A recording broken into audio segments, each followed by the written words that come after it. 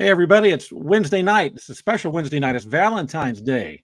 And look at who we have celebrating the holiday with us there. CJ Vogel up there in the top right-hand corner there. And Rod Babers, lifetime Longhorn here on a Wednesday night on Texas Football Livestream. My name is Ray Peters, your host for these Wednesday night festivities. And again, hey, there's nothing we love more than Texas football, and that's why we're here talking about it in the off-season, although there's no off-season when you're talking about college football, right? Hey, CJ, we're going to talk to you in just a bit about winter conditioning and the like. Rod will check in on you. But last night, Chris Del Conte, our excellent athletic director, had a town hall meeting. And we had a little hype video as well. And our Bobby Burton, who runs on Texas football, said, Ray, you're fired if you don't play this video. So let's roll this up. You could say Texas lives on the 40 acres, or in Austin, or even in the United States. The Longhorns know Texas is a lot bigger than that. Texas is a culture. It's a state of mind. It's a global force. Let's go! Because Texas lives deep in the hearts of anyone who's ever worn the burnt orange and white. It lives in the souls of Longhorn Nation everywhere. And definitely rent-free in the heads of our opponents. Now that we're joining the SEC, reigniting old rivalries and forging new ones. Where Texas lives just got even bigger. Heisman Trophy winner Earl Campbell. Ricky Williams has the record. Greatness lives here. Legends live here. Has defeated Southern California to win the national championship. Champions live here. History, tradition, respect, and character all live here. Because when you're a Longhorn, no matter where you are or how far you go, Texas always lives here. Hook 'em.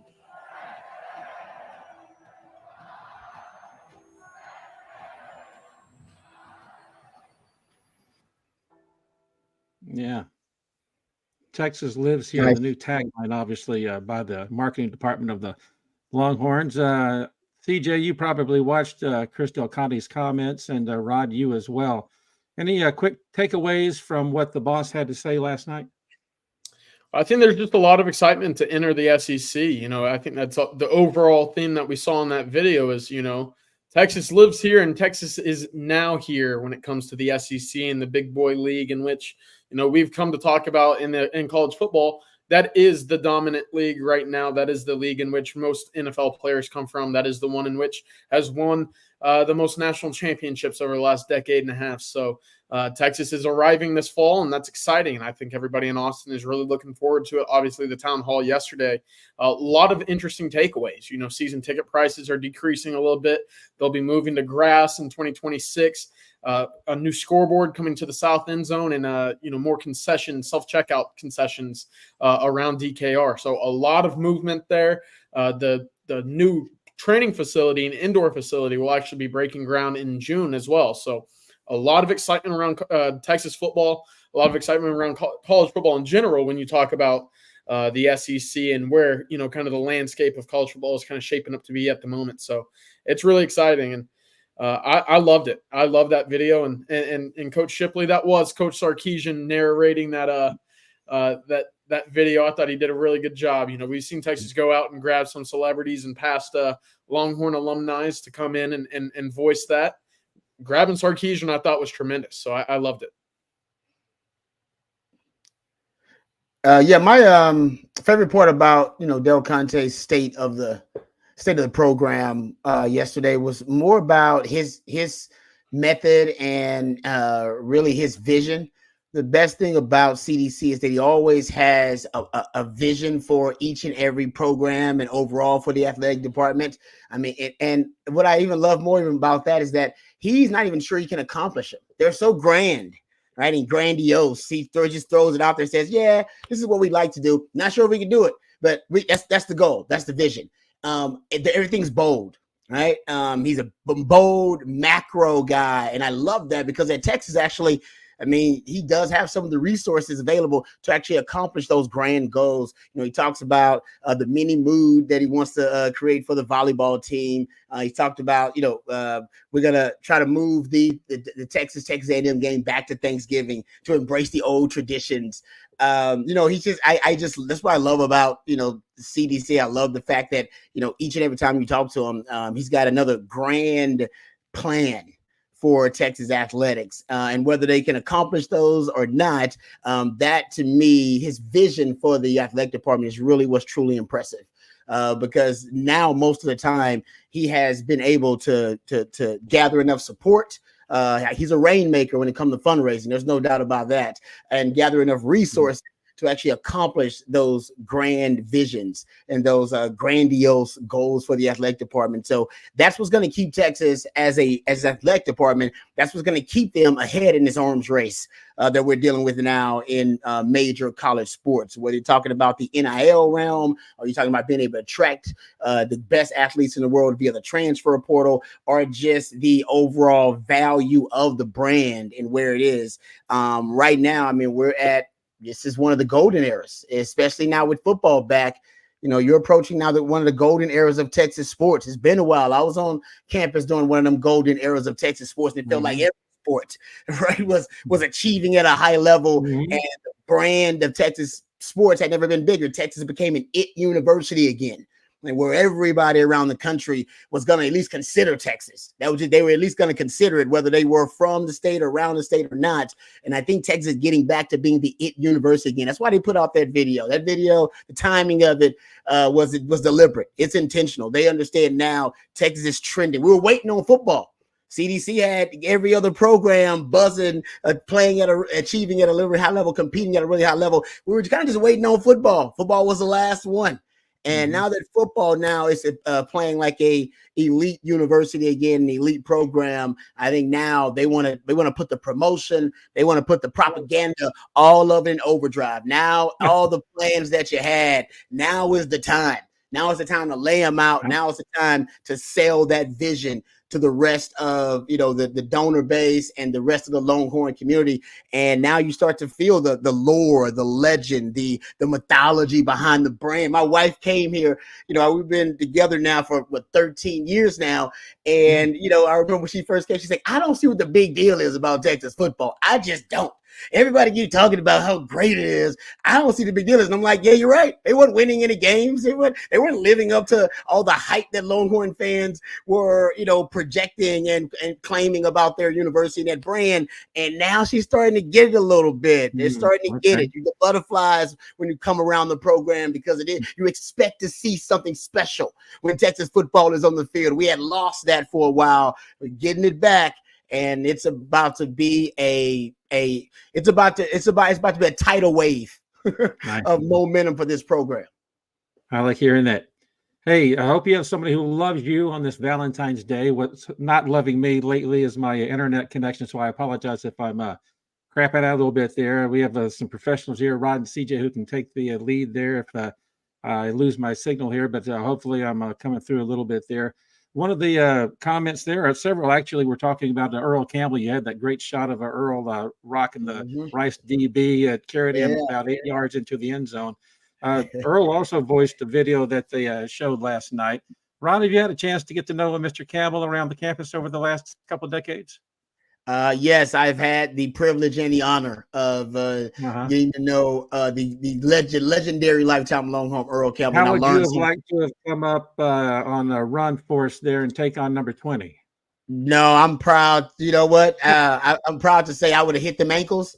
And I would have dove right at them ankles and calves. I already told him that if I tried to take him down, I'm not touching them thighs. Because I don't know if I don't know if my shoulders, I had 3 shoulder surgeries in the league, hitting guys that weren't even close to as solid or as big as Earl Campbell. No damn way I'm hitting Earl anything of the knees and up. All right, I'm going after them ankles. I'm going after them calves. I think I can handle those. But them thighs, have you seen them thighs? Even today, those thighs are still impressive. Earl told me he had to get his jeans specially made. They didn't have jeans that were made to fit Earl Campbell's thighs. He had to get them specially made.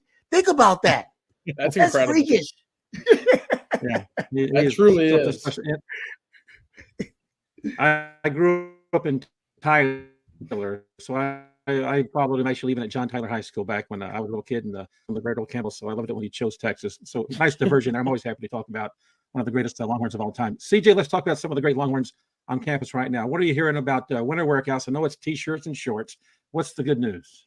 I tell you what, a lot of good word coming out from the freshman Ryan Wingo, the 5-star wide receiver out of St. Louis. He was one I was a little bit skeptical about towards the end of his recruitment. Just how well would he be able to adapt to the nuances of being a college wide receiver? We know he has the physical tools. I saw him in person in San Antonio for the All-American Bowl down there, and he completely, flipped the switch on my perspective of him. He was unguardable. He was getting open against the country's best defensive backs with ease.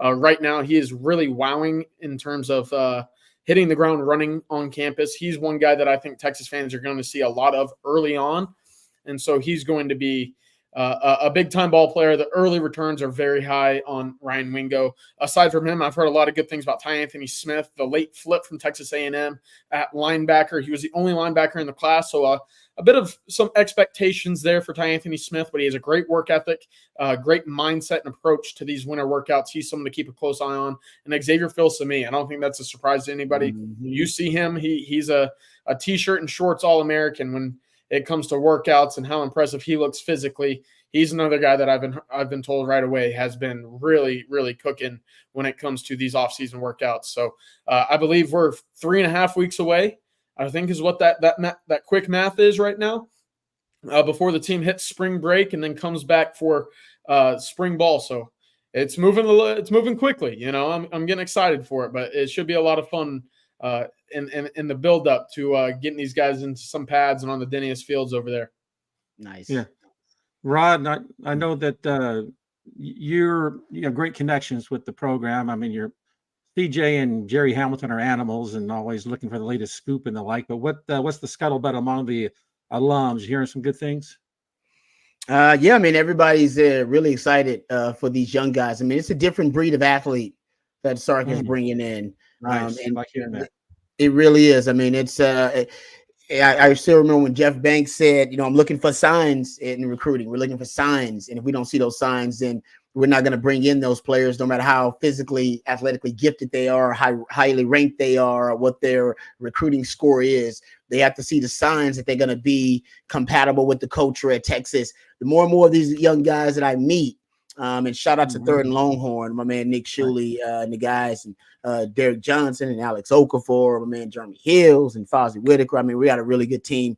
But one of the best parts of that gig is not only hanging out with the guys, hanging out with some great former Texas football players and lifetime Longhorns, but meeting the young guys. I mean, and like I said, they're a different breed, man. They're just high achievers. I'm reminded of that Nick Saban quote where he talks about, high achievers don't like mediocre people, and mediocre people don't like high achievers. So don't put them in the room together.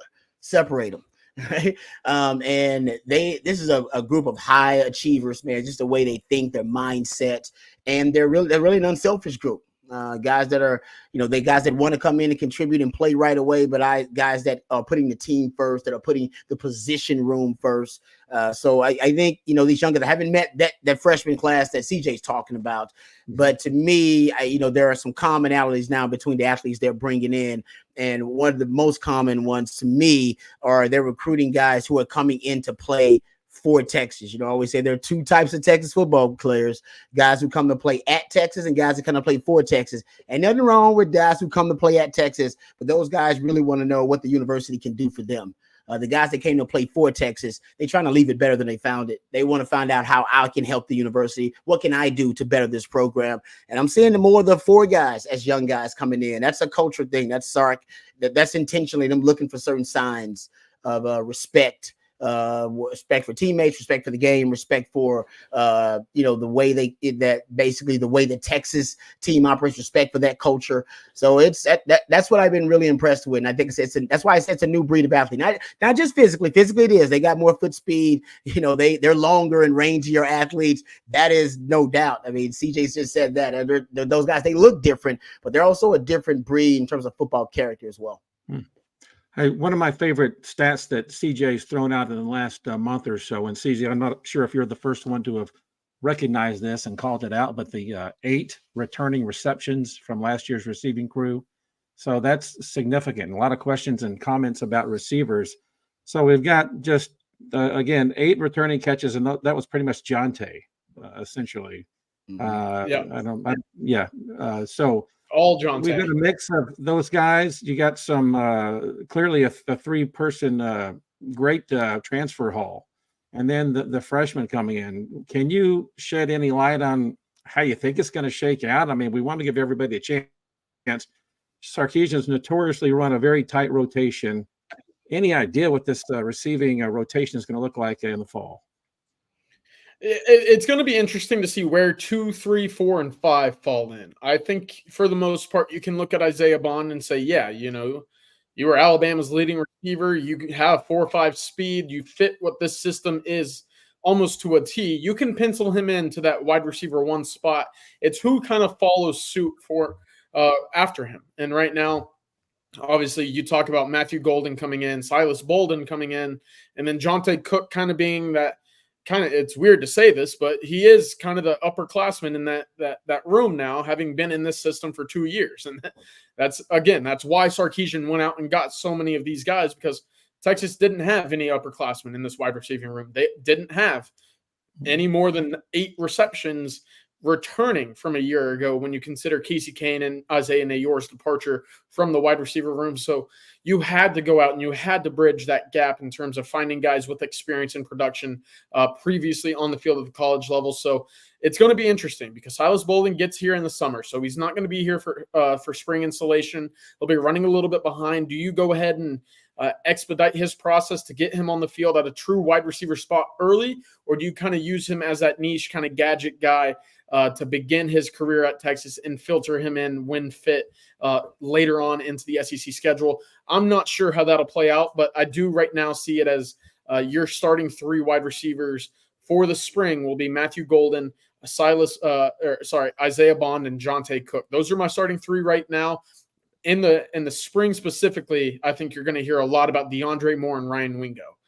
So that'll be interesting. But moving forward, Silas Bolden's going to have a big role. 750 receiving yards last year, 55 receptions. I mean, that's just too much production to have standing on your sideline, especially with the skill set that he brings, the wiggle, the ability to juke and really get free. He's just so good at it, and especially making big plays down the field, which is an underrated aspect of his game, standing only about 5'7", 5'8". So he'll be on the field. Who does that replace? We'll have to figure that out. But right now, Cook, Bolden, and Bond are my 3 guys for the spring. I think Sark is going to be tempted to use a 10 personnel package at one point. 1 back, 0 tight ends is basically what that means. 4 wide receivers on the field. Without a JT Sanders who demands reps, all right? You can't take JT Sanders off the field.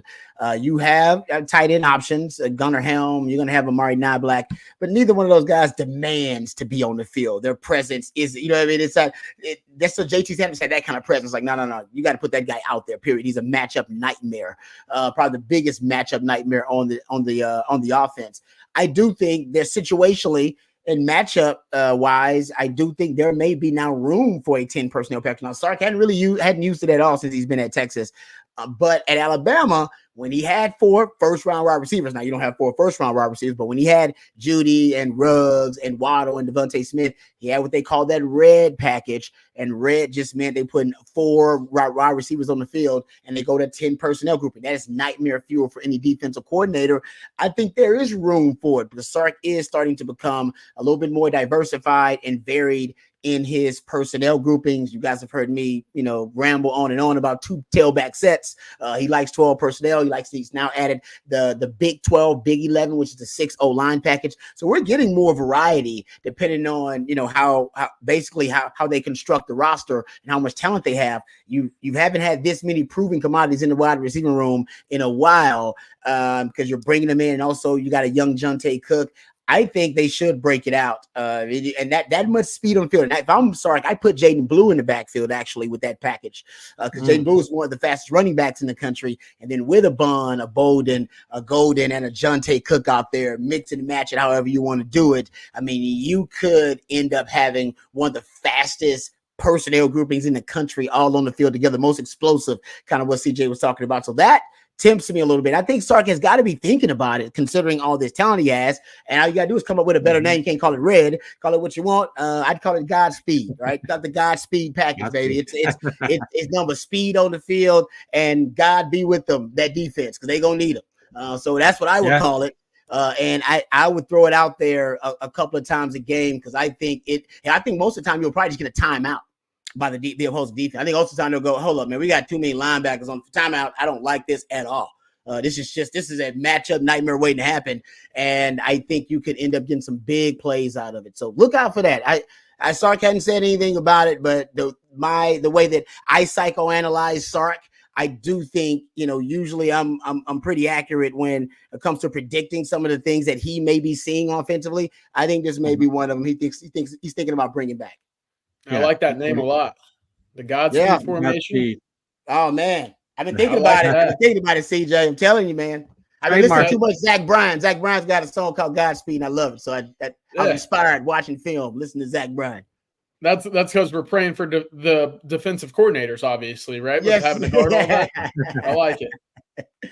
It's funny that we get these transfer guys and all these kind of similar names, Bond, Bolden, and Golden. So I'm law firm. I give you guys props for keeping everybody's name straight and knowing that. We had some comments about hitting the like button, so please do and subscribe if you haven't already. You're watching the Wednesday night on Texas football live stream. I'm Ray along with Rod and CJ. We're very glad you're here. Again, a lot of comments about receivers. Aaron Hampton's not part of the program, by the way. We had somebody bring that name up. He signed over at Bama, I believe.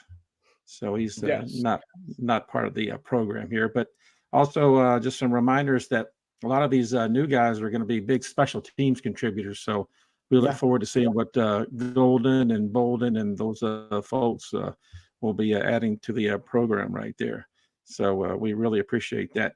Let's talk about the combine invites. We had 11 young men invited to Indianapolis. That's pretty significant. We've had the criticism over the years, Texas doesn't develop their players. I mean, that's what everybody, the competing recruiters throw at all these youngsters in high school and say, you don't want to go to Texas. They don't put anybody in the league.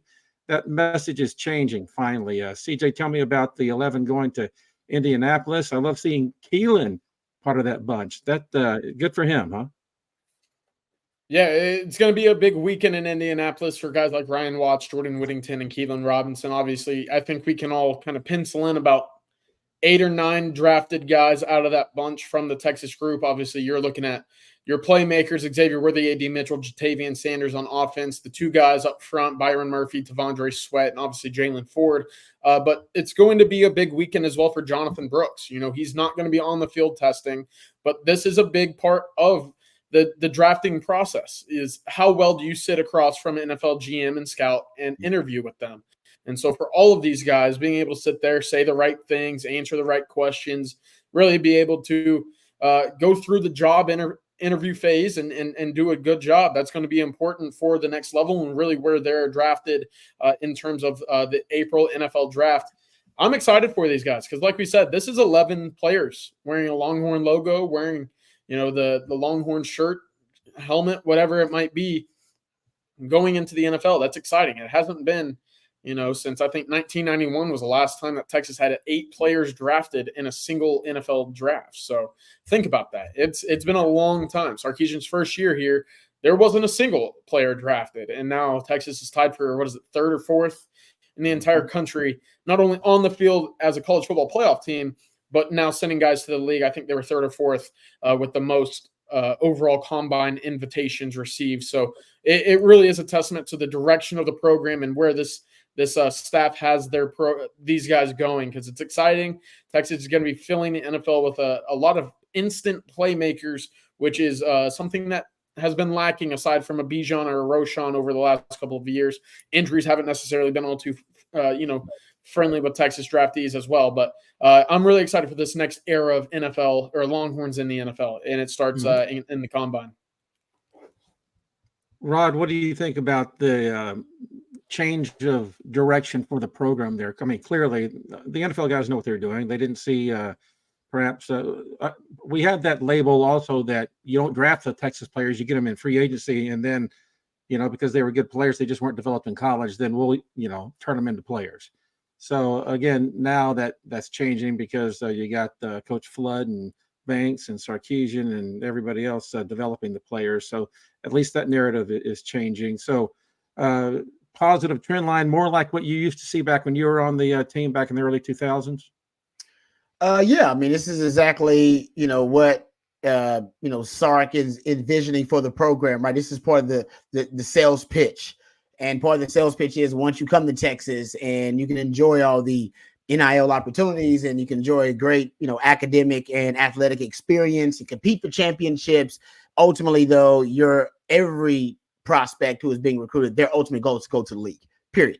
100% of them. Every last one of them, from the guys that were being recruited in 1979 to the guys that's being recruited in 2025. All right. They all have that dream. That's 100% of them. So as a coach, that if you're, especially a big time college football coach, so you gotta be able to help them accomplish that dream. And sending 11 guys to the combine that's the biggest interview that you're going to have as a football player. I remember that process very well. That means a lot. I mean, that confirms the development, and it confirms that Sark and his staff can help you accomplish that goal. All right. Now in the draft, that's also going to be part of that, reaffirmation as well, that, all right, hey, and you got 8-9 guys drafted, whatever it may be. And as a player, you want to be able to see that. You want to be able to see that path as a player in the same position room and go, okay, while you're on the 40 acres and go, I see my path to the NFL. I see my path to accomplish my dream. It's not far away. As a matter of fact, I can touch it. I can taste it. All right? My buddy that I was just hanging out with, just playing with, my former teammate, he's there. And, you know what I mean? And you can always kind of make that connection. That's why Sark likes having NFL guys on the staff with some type of NFL background, because when you can say, hey, man, I know how it looks. I know what NFL, I know what it takes. I know how it looks. And you got what it takes. All right. And you look like an NFL player to me. But you got to practice like an NFL player. You gotta perform, and you must be as productive like NFL players. They can easily make that connection. So I think for Sark, it's just going to make his pitch easier. I mean, he's been getting great players on campus without that confirmation that, hey, I can help you accomplish your goal. Now we know, he can do that, and you're about to see that through the draft. So I think it's just going to make Sark's job a whole lot easier. I mean, I said this months ago, you can't negatively recruit against Texas now. I mean, the negative recruiting pitch was pretty simple, and by the way, it was true. It was not an inaccurate one or a false negative recruiting pitch against Texas, because Texas was not developing talent. So going to Texas didn't guarantee you a spot, basically competing for championships. It did not guarantee you that you would develop into an NFL draftable talent. Texas couldn't come in and pitch that necessarily. Now they can. And the biggest negative recruiting pitch against Texas was, why would you go there when guys go to Texas and they underachieve? Why would you go to Texas when guys go to Texas and they're underdeveloped as a player? Why would you go there when you don't compete for championships at Texas? Why would you go there? And a lot of great athletes had to seriously consider, I don't know if I need to go to Texas, because my dream is to play with great players, compete for championships, and go to the NFL. And Texas can't help you check all those boxes. So a lot of great players decided they were going elsewhere. Now you got guys coming back to Texas via the transfer portal going, actually, now I'm coming to Texas because Texas is going to help me raise my draft stock. Now I'm coming to Texas because, I want to be drafted higher. Texas can help me accomplish those goals. Guys, narrative has shifted, right? They shattered that negative recruiting pitch against them. So I don't actually know now what recruiters are going to use in their negative recruiting pitch against Texas. It was easy a couple of years ago. Now it's not so easy. NIL, now they're competing for championships. The facilities are going to be top notch. CDC will make sure of that. You'll be able to compete for championships. Now they're going to get guys drafted. It's a great university and a great city. I don't know. I'm serious. I'm not just being, braggadocious here and arrogant. I really don't know what the negative recruiting pitch is against Texas. CJ, you're a recruiting guy. What is it? What are they going to say on the recruiting trail? I don't know. I really don't. You're going to have too much fun in Austin, much I guess. competition. There's too much to do. There's too much good food. You're not going to be focused on. I don't know. You know, there's too much too many fun. pretty women. Too many good-looking Yeah. women out there. I don't know what it is. I have no idea. I really don't. I say that jokingly, but I'm agreeing with you, Rod. And I was looking at Tashard Choice's Twitter the other day. I mean, he threw out the graphic of 4 Texas running backs invited to the combine. Obviously, Keilan Robinson getting that invitation, but over the last 2 years, I don't know if there's another school in the country that can boast that. That's, I mean, right away. And we're looking at CJ Baxter and Jaden Blue this next year. Like, yeah, I mean, that should be another strength of the Texas program. And so that's encouraging. And it's only a matter of time, especially after this past year, when Texas can now, claim Silas Bolden and Isaiah Bond as their own, where these guys will be drafted in the NFL draft. You can compare them and throw them on that list right next to AD Mitchell and Xavier Worthy, and just continue that almost shopping list of receipts, basically, going out there saying, I've developed these guys. I've put them into the league. Look at where they're drafted. Come here at Texas and let this cycle continue to replenish over and over. It's what we saw at Alabama. Georgia's doing it currently. Ohio State has done it for years. Obviously, I think they've won 5 of the last 8 offensive rookie and defensive rookie of the years in the NFL over the last 4 years. So that's what good teams do. They capitalize on draft success, NFL success, and then they go out and do it again with the best talent in the country. And Texas is in a spot right now to do just that. Yeah. And Rod, one thing you didn't mention, another arrow in the quiver, we're now in the most appealing conference for a college football player. Exactly. Yeah, you're right. That was a negative recruiting pitch. Good point. You're right about that, Ray. Yeah, it'd be like, they play in the Big 12. You want to play football in the Big 12? Now they don't play in the Big 12. Now they play in the SEC.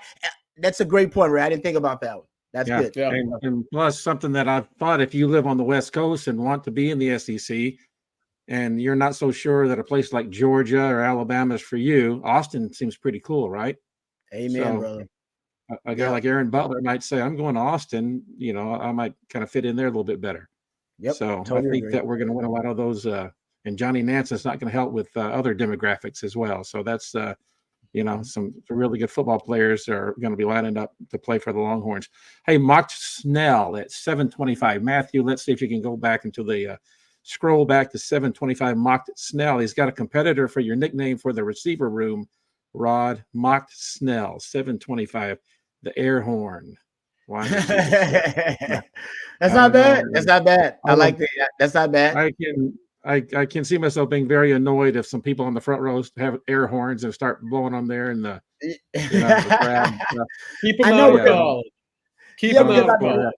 I believe that's how the air raid got its name, was through an air raid horn, right? It was an air raid horn they used to use in the stands, and they started to call it the air raid offense as a result of that. If I'm not mistaken, that's the genesis of it. So I don't know. We don't want to seem like we're copying, do we? Yes, that's kind of my thing. You won't be original, baby. It's Texas. Want to be original. So Jaylen Ford, some comments about Jaylen. And I don't know if his draft stock would have been better had he come out the year prior to this past one or this one. But CJ, evaluate Jaylen and what his pro prospects might be. I'm not sure what his latest measurements are, if that's going to matter, if he's considered a proper NFL linebacker size. What about Mr. Ford and his chances? Yeah, I think he certainly has the adequate size, what you want as your middle linebacker. He certainly is able to play both the run and the pass at a level in which you would expect success in the NFL. The question is, will he have the quickness and play recognition right now? And I think that is one of the big question marks. He had a great 2022 season. Rod and I talked about it last night a little bit. He had a tremendous hand of turnover luck in 2022, and that didn't necessarily show up again in 23. That's kind of the big shiny plays that Texas can parade around on social media. You talk about interceptions, forced fumbles, being a guy that is impacting the game and saving the day. Some would say, you go back to that Iowa State interception at DKR in 2022, right in the end zone, where, that's Jaylen Ford stepping up to save the day. He did it a number of times throughout his career early on. And I think that was one of the things that you were missing a little bit as Texas was really starting to win games a little bit more handedly. Those opportunities obviously weren't there for him to come up big. And I think that's unfortunate because, again, his 22 season, probably would have had his draft stock a little bit higher than what it is right now, but he would have had he will have a great opportunity to put up some good times in the pro day and the combine. I think right now he's a fourth round guy with the opportunity to jump up into third, but I think fourth is pretty safe bet. I was actually just jotting down where I think these best options are for these Texas draft hopefuls in the NFL draft. I had Chicago at 110, Pittsburgh at 119, and the Texans at 123 for Jaylen Ford. I think right in that area is a pretty solid spot to end up for the Texas linebacker. Yeah, linebacker is just a position in the NFL. Go look at like the best inside linebackers in the NFL right now. I mean, most of them have been drafted second, third, fourth round. That's usually kind of where the linebacker position is pushed down the draft. The draft is about freakish measurables, things that, you're paying money for potential that you cannot coach. So the size, the speed, freakish wingspan, these are a lot of things that Jaylen Ford ain't got. I mean, Jaylen Ford is not a freakish. He's just not. I mean, it's not an insult, by the way. He's just not a freakish athlete in that regard. So he's not going to get a lot of draft buzz. And I don't necessarily think he's going to work out and he's going to have some eye-popping numbers when he works out. I think his value is going to be based on the film. I think it's a guy that's going to end up starting for an NFL team one day. I really do. I just think that ultimately his path to the NFL is not going to be as a high draft pick. And CJ's right. The 2022 film, that's the film the coaches are going to end up watching. Once they find out he was injured most of 2023, they will take that into account as a data point when they're evaluating the 2023 film. Most of that will drive them back to the 2022 film. And CJ's right about the turnover luck. That is a real thing. It happens. It swings back and forth for a lot of teams every year.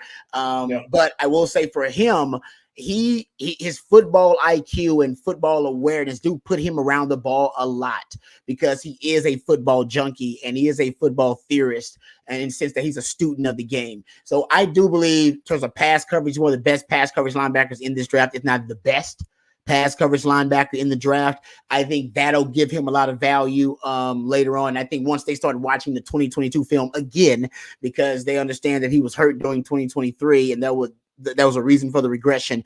I do think some teams will have him really high on their board at linebacker. He's not going to get drafted higher, though. I think CJ's right around the time where he's going to get drafted. He'll probably get drafted third, fourth round, somewhere around there. Doesn't mean that he's not going to be considered a important value pick, priority pick for an NFL team, because I think they're going to project him to be a starter down the line potentially. Yeah, he's going to interview great and be a great locker room guy. Yes. Too. Yes, which he is. Yeah. Hey, AJJ Sports and Matthew, all the way back to 710. AJJ Sports. I'm going to get some more Rod Babers here talking about DBs. And we don't necessarily need to pit these kids against each other, but he's asking about Manny Muhammad and Terrance Brooks. So are they playing the same position? What do we look at these two young men? Later, they had a clarification comment from AJJ talking about technicians and the like. You were a technician. So what do you see from these two still rather young players? Manny, obviously, just in his second year. Terrance, I guess, is going to be entering his third. Them as the technical defensive backs, how do you see them shaking out here in the fall? In terms of has Manny passed Terrance Brooks, that's a difficult question. I'm not, because if you're just talking about him overall, it depends on what trait you're talking about, him surpassing Terrance Brooks. If we're talking about man-to-man coverage skills, bump and run coverage skills, my one complaint about Terrance Brooks would be I would like him to get his hands on receivers more. When I watch film on Terrance Brooks, I like his footwork. I think he gets in too many track meets with wide receivers. What's the point in coming down playing press man if you don't get your hands on him and try to redirect him? I'll say that's what I like more about Manny's game. Manny's aggressive. When Manny comes down to play press, I do think he may be more of a more natural press corner. He's trying to get his hands on receivers. Now, at times, he actually is a little too overzealous, and he may get himself out of position. So I'd like him to work on not locking his hips. I'd like him to work on keeping his hips open, trying to get multiple shots on the receiver to reroute him. Those are all things going to come with time. But naturally, I think Manny Muhammad's just a natural man coverage corner who can play press man on the outside. He's kind of built for it. He's a natural ball hawk. I don't think that's naturally Terrance Brooks. I think Manny Muhammad thinks ball first. He's a ball first kind of guy. Go back to the interception he had this season where he he gets beat at the line. He gets beat at the line of scrimmage, and instead of going to find the man to go track the man, he doesn't. He doesn't even find the man. He tries to reacquire the football. He literally gets beat and looks for the ball first. Guys, that's just natural. And that's not even the right thing to do necessarily. I would tell him, hey, man, I need you to find the man first, and then you can go look for the ball. He ends up getting an interception because he's thinking about the ball. And some guys are just ball-minded. They're ball-centric defenders. And I like those kind of guys. They get their hands on a lot of footballs. They end up knocking it and jarring a lot of balls loose. So I got him he's to me, a ball hawk defender, and he is a technician in terms of the way he plays press man at the line of scrimmage. So the only thing the critique that I would say that I like Manny above Terrance Brooks right now, because Terrance Brooks' footwork is awesome. It's great. He's got great footwork, kind of natural footwork. His dad was a footwork coach. Hell, I was reading an article about Terrance Brooks earlier this year, and it was from his time where Ohio State was recruiting him. And Ohio State said, and he admitted they were recruiting him as just a DB. They didn't even necessarily say he was going to be a corner or a nickel. He couldn't play all of them. His dad told me he can play any position in the secondary, that he was groomed and developed to be just a great defensive back. Goes back to what my man Coach Aquino would call the 5-tool DB. So I like Terrance Brooks' game. I want to see him be more aggressive at rerouting wide receivers and redirecting them and getting his hands on guys in terms of just getting to a track meet all the time. That would be my one complaint. I think that's what he's got to work on this offseason. He can do that. And I do think Terrance Brooks can take his game to another level. He's got patience at the line of scrimmage to stay in front of receivers. But what's the point of standing in front of a guy if you don't reroute the guy? And I think a big part of that is, and you guys heard me complain about this over and over again, is leverage. I don't think they emphasize leverage enough. And PK was asked about it in the bowl game and said during the season they adjusted some things with leverage. I don't think our cornerbacks respect leverage enough. They need to overemphasize leverage, usually inside leverage, especially using the sideline if you're going to play man-to-man, especially press man-to-man. And I think if they start respecting leverage a little bit more, emphasizing it a little bit more, I think that could pay huge dividends in getting their hands on receivers and rerouting. Trust me, if a wide receiver is trying to force that inside leverage or force the inside release and you got inside leverage, he only needs to get mauled a couple of times before he'll decide, you know what, nah, I'm not going there. I mean, this guy's just going to maul me at the line of scrimmage, because his coach will get on him and he'll get in trouble from his quarterback too. It's like, hey man, quit tickle fighting over there. Get off the line of scrimmage, and then you'll get easier releases so you can get your hands on guys. But until you declare where you're going to be in your leverage, you're trying to defend all way go. You're trying to defend the inside, the outside. You're trying to defend the straight up release. You can't do that, man. They're making life too tough when they can use the sideline as an extra defender, and they never do it. Yeah, if there's one thing I can add to this in the terms of if Manny Muhammad has surpassed or will surpass Terrance Brooks, if he does this year, that Texas secondary is going to be incredible, like we've been talking about. Terrance Brooks had a very good 2023 season. He was the best Texas defensive back when targeted. He had the best completion percentage against, more interceptions and takeaways than touchdowns allowed. I mean, this was a guy that was very good for most of the season. I think that Washington game for a lot of Texas fans has kind of rubbed that secondary room the wrong way. You know, Ryan Watts came out of it the biggest loser, I would say, but you know, there were still frames of big plays that they completed on him where he was 2 inches away from multiple PBUs all night. So I wouldn't say that. I think Texas fans are looking at the returning secondary members, specifically on the outside, as, you know, maybe these youngsters should be on the field a little earlier. Listen, Terrance Brooks was very good last year. He was probably the best cornerback Texas had playing that field spot. And we've talked about him. His speed necessarily isn't a big strength of him. You know, if he's going to get in the track meets, that speed that he has, he's not a 4.3 guy. He's not a 4.4, low 4.4 guy. So him being able to be as sticky as he was in coverage, playing the field side of the defense, and still putting up those numbers defensively just is a testament to how technical he is as a cornerback, in which I think, as you said, Rod, he can even improve more with the physicalness and rerouting at the line of scrimmage. So if Manny Muhammad does surpass him, you have two very, very good cornerbacks that you can deploy at any moment in that SEC this upcoming season, which should give your secondary a lot of breathing room and in time for the guys up front to get to the quarterback. Texas has a great cornerback in both Terrance Brooks and Malik Muhammad. Yeah, great comments, CJ. Thanks, buddy. From On Texas Football. So, Matthew, I'm presuming this is from the message board. And if you haven't signed up at On Texas Football, please do. Question for Rod. Oh, from Bobby. Oh, it's Bobby. Hey, Bobby's weighing in. Hey, I better sit up straight. Straighten the shirt. Yeah, look good. Question for Rod. Jerry came up with the stat. 23 defensive backs from the SEC have been invited to the Combine. The entire Big 12 conference only had 6. One of them is Ryan Watts. So how does the Texas offense respond? So I'm going to add to that level of talent. That's clearly what we'll find coming up in the future in the Southeastern Conference. That's really, I mean, that's interesting. I mean, the Big 12 is usually, if you just look at it schematically, that's what the Big 12 has its advantages. Schematically, it's a league that's usually ahead of the other leagues. They've got great coaching, but in terms of athletes, I mean, the SEC's got the better athletes at premium positions. And that's what you're looking at when you're talking about cornerback. You're talking about a premium position overall. If you're talking about a DB that can just straight up cover, and I think that's what, ultimately most coaches in the NFL are coveting. A guy, I mean, we just watched the Kansas City Chiefs and what they did with coverage. And I think you're starting to see more and more teams that are going to prioritize guys who can flat out cover. And, Ryan Watts going to the NFL Combine isn't surprising to me, considering his size. I just think the NFL is looking at him as a coverage safety.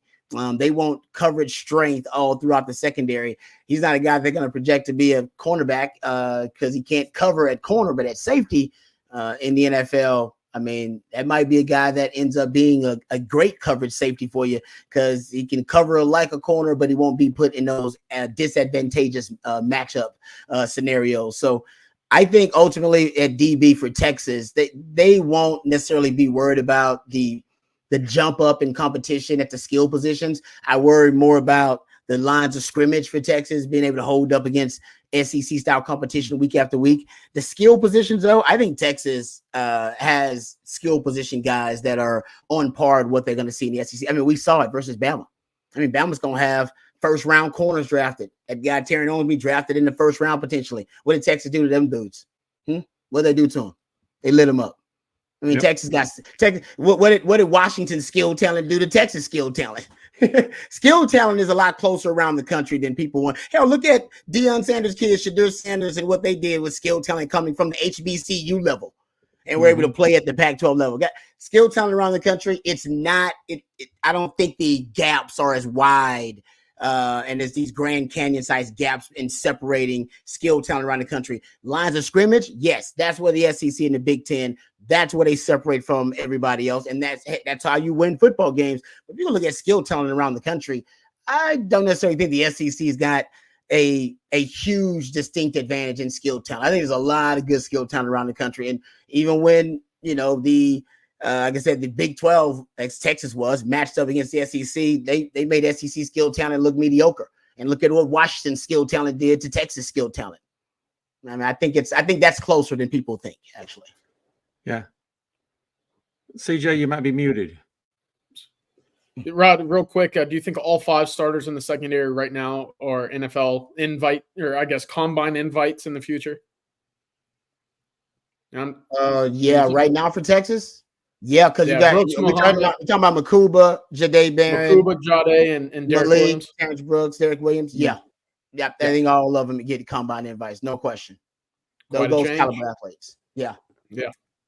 Hey, at 7:51, Cordy reminds us what Georgia's strength was. Stetson Bennett is at quarterback, and it's the trenches that matter. So, half that Philadelphia Eagles defense was the old Georgia Bulldogs crashing the People's Party. So that's a lot of it there. We've got about 10 minutes left in the chat. We're going to end it probably around 8 so people can go enjoy Valentine's dinner. I know Rod's probably got some plans there. CJ, I don't know what you got going on, man, but I'm sure it's something interesting. Ain't nothing going on over here. Yeah. A lot lot of questions about Jordan Whittington. I think Jay Witt might be one of our favorite players. Somebody's asked if he runs sub 4.5. I sub 4.5 is a very special time. So that's as fast as he was coming out of Cuero with his different soft, tissue injuries and muscle injuries and the like. I really can't see him doing that. He's going to give it his best, and I think he will stick with the team. But what do you guys see as the future for Jay Witt in the NFL? Man, I would have loved to have seen him in one of those Senior Bowl kind of all-star game situations just to see how he matches up in one-on-ones. Obviously, we know what he can do physically. That was one of his calling cards during at Texas. But, what can he do to create separation at the next level rather than just being a product of being schemed open by Sarkisian in the play calling at Texas? I think if you would have asked me what Jordan Whittington ran his senior year of high school, I think you probably would have heard something in the 4.4s. But like you said, Ray, I think those soft tissue-ish injuries, some of the time that he missed as a result of, just lingering injuries, I think those caught up to him a little bit. He obviously added a ton of weight to his frame. At Texas, he's obviously in school for 5 years, so easy to do, speaking from experience myself. But I think for Whittington, it's going to be interesting. What kind of shuttle speed can he add? And obviously any kind of pro agility or 5.10.5, anything that he can show laterally is going to be the big question mark for me. Because again, you see wide receivers make hay in the NFL running a 4.5 and 4.6. It's rare, but those are the guys that can get lateral and get, kind of that extra agility into their bag. You talk about Keenan Allen, that guy's not a burner down the field, but he's so creative and shifty when it comes to running his routes that he's been able to be a very high, profile athlete in the NFL for, close to a decade now. Jordan Whittington, probably not Keenan Allen, but he can still carve out a role without having that tremendous top end speed. But he's got to have the other testing go well for him because the intangibles are going to be there. He's a great locker room guy. He's a great leader on the field. Sarkisian and the team are going to rave about him, obviously, in the interviews. But what can he do on the field? I hope he's 100% healthy to be able to put up and show out when it comes to the pro day and the combine. Yeah, Rod, what do you think will be the person who takes over Keilan Robinson's role as that guy doing the wheel route, swinging out of the backfield? Is that going to be taken up by Blue, or can you see like Silas Bolden kind of taking a role like that? That is good. I as the kind of a boutique player, specialty complementary piece in that in the backfield, or even as a wide receiver that they often just kind of move around the chessboard. I think Silas Bolden fits a little bit of that, but he was so productive at Oregon State in other ways. I think Jaden Blue will naturally fit in some of those roles because of his speed and even what we saw from him last season, right, being used on those wheel concepts. I like him, like I said, in my Godspeed package. I'd put him out there, go empty formation, and just blitz the opposing defense with speed. But in terms of Keilan Robinson, I do think Sark was inspired. I think Sark, these athletes are oftentimes a muse for him. I think Keilan Robinson had plays especially created to get him on the edge and to get him the ball on the move in space. And because you can oftentimes see it, he basically have one defender to beat, and that defender on the edge would have to make a hell of a decision. The decision is, all right, Keilan Robinson's got so much speed. Am I going to try to cut him off and set the edge? Because if I do, I got to go all out, balls to the wall. And if I do, it takes one cut by him, and I'm flying into the wind, right? I'm gone. Or I can try my best to use the sideline as another defender and try to close the gap on Keilan Robinson. And oftentimes then we see Keilan Robinson show his speed and just beat him to the perimeter. And it was a hell of a choice for a defender to have to make. They would just allow them. And most of the time, Keilan Robinson would win that one-on-one. And that's all Sark would scheme open for him. I think it's going to be a mix of Jaden Blue, a mix of Silas Bolden, and even some Matthew Golden in there with those types of plays. Because I think he's going to start putting, and we saw this a little bit, receivers in the backfield more. We saw it last year a little bit. We've seen it in 2022 a little bit with Sark. I think you're going to start seeing him put receivers in the backfield just because of how interchangeable a lot of these guys are. And it just helps you find matchups. And I think that's why the Keilan Robinson loss is it's something that's a little bit understated, because I do think as a complementary piece, especially in the 20 personnel, when you go 2 tailback sets, he really was, in terms of per touch, arguably your most explosive player in terms of per touch offensively. Hey, a big thank you to Justin Yarbrough. Justin showed up at the nick of time, because we're going to wrap things up here pretty soon there, Justin, so you can go celebrate with your loved ones on Valentine's Day. But thank you so much for the super chat. We're really appreciative of this. Rod and CJ, out of the guy going to the combine, or the guys going to the combine, who'll have the biggest career and who'll have the longest career. So those could be, 2 different things: longevity versus making a big splash. What's our thoughts on who's leaving us and going into the NFL next year? What can we look forward to big career wise from our future NFL players in Texas? Oh, that's a good question. Big career, long career. Those are very different things. Hell, the longest career, maybe somebody who's not even drafted. I mean, Christian Jones, something like that. I was going to say Christian Jones might be my pick for longest career, which is crazy. Yeah. I think biggest career, I think you'll see a lot of Xavier Worthy early in his career. I think that speed is going to be something that separates him. You'll see the long, flashy, big play touchdowns, maybe like a T.Y. Hilton guy on red zone that you see around the 345 mark, just hauling in a 60-yard reception and celebrating in the end zone, just being like, oh, wow, that was a pretty good play. He does this every week. I could see that being the case for Xavier Worthy early on. I love A.D. Mitchell and Byron Murphy. I think the 2 of them are going to have really successful NFL careers as well. Obviously, it depends on where A.D. Mitchell ends up, but Byron Murphy should be a star wherever he ends up, wherever team, whatever organization, whatever system. He's that good. He'll probably be my pick there. Yeah, hard to say that D lineman is going to have a really long career, right? That's not really what D linemen are meant to do. I will say, in terms of the impact, though, man, those 2 D tackles. I mean, the NFL's turning into a D tackle league, guys. You go look at the top 16 highest paid defensive players last year in average annual salary. Half of them were interior D linemen. You go look at the top 12 highest paid defenders last year in the NFL based on guaranteed salary. Half of them were D tackles. And the reason for it is more and more NFL coaches want to play with lighter boxes. They want to play with 2 deep safeties to defend the pass with numbers. Well, to do that, you got to play with a light box, and you need big humans, right? Who have a lot of mass and a lot of girth, so they can almost cover 2 gaps and defend 2 gaps with their sheer size alone, at least defend more than 1 gap, or they're so dominant and such a disruptor in the middle that they demand a double team, and then you win the numbers advantage because they take 2 to block your 1.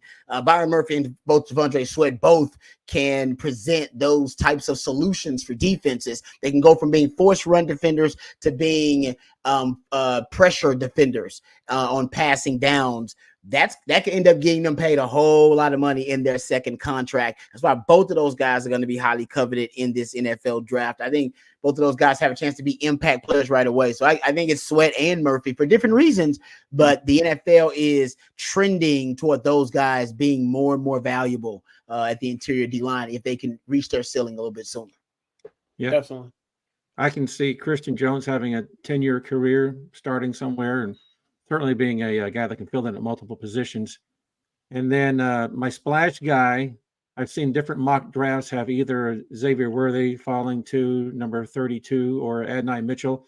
So whomever gets paired with Patrick Mahomes with the Chiefs could make the biggest splash early on, because the Chiefs could use a receiver. Rod, you were just at the Super Bowl. You saw what the Chiefs could do. They don't even have necessarily a good receiving crew. Throw in a pretty good receiver to that bunch, and goodness gracious, huh? Yeah, that's it, right? That's, I think, for the receivers, really for X-Men, A.D. Mitchell and J.T. Sanders. The start of their careers, and really, honestly, their careers in general, most of it will be impacted by what quarterback is throwing them the football. And if either one of those guys has a Patrick Mahomes throwing them the football, then there's a good chance those guys are going to have the best start to the career of any of those guys who was drafted. It's just that. And I could see Kansas City going to J.T. Sanders. Travis Kelce's been talking about retiring. Hey man, Travis, why don't you mentor this young tight end? And we need this young tight end to be groomed by by Patrick Mahomes. Tight end position is really important in that offense. They run a lot of 13 personnel anyway, and they can make luxury picks. They're a luxury pick organization because they don't necessarily need anything. They do need wide receiver help. He's won the Super Bowl, so I can see them saying, "Hey, you know what? Long-term investment. Wide receiver is a deepest position in football. Every year, it's the deepest position in the draft. We can go get really good wide receiver talent in second, in the third round. A talent like JT Sanders, because Brock Bowers is going to be off the board depending on how he tests. Those types of talents at tight end don't come around very often. Let's go get that guy because tight end means a lot to us. I can see them going there too. So either way, those three, please get to Kansas City somehow. God bless them and let them leave the Kansas City Chiefs. Or CJ Stroud. I will say this too. Yeah. The Texans with CJ Stroud, they also could use either one of those guys. They want to get their young quarterback a weapon, considering how great he is early on too. Hey, great point. I was writing down those 3 spots that I have here of where I think the best spots for them will be in the draft. Is for all Texas draftee hopefuls. For Xavier Worthy and AD Mitchell, I had the Chiefs at 32 for both of them. And coincidentally, I also had Carolina at 42 for both of them. So if they split the two, one of them is going to be very happy and the other one's going to be pretty upset. That's crazy. That's strange enough. I ran into Bryce Young in Vegas. He was like hanging outside waiting on a taxi or a cab. And I ran to Bryce Young and actually had some words hanging out with Bryce Young. And now I'll admit I'm a Bryce Young fan. So I can't hate on anybody I meet. It's like, so I like the man. Seems like a good kid. Hey, everybody, I promised we'd break a little early here because of Valentine's, and we're still over an hour, so we gave you a complete show.